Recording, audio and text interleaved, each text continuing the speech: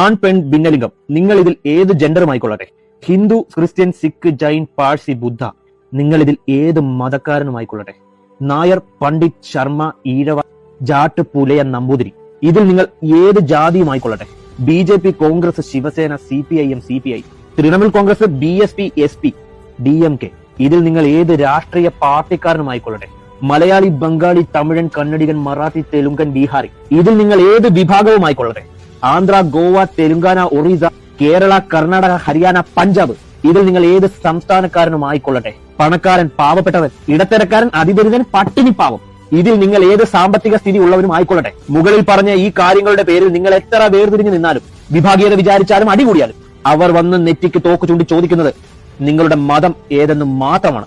പറയാൻ മടിച്ചാൽ ID card ചോദിക്കും, ഉണ്ടെങ്കിൽ അത് പരിശോധിക്കും, അതില്ലെങ്കിൽ നിങ്ങളുടെ അടിവസ്ത്രം അടിച്ചു പരിശോധിക്കും. അവരോട് ചേർന്ന ആളാണെങ്കിൽ ജീവിതം ബാക്കി കിട്ടും.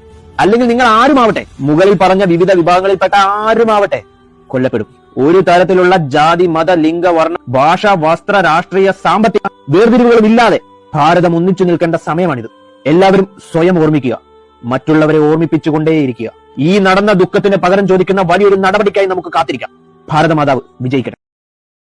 Download ShareChat.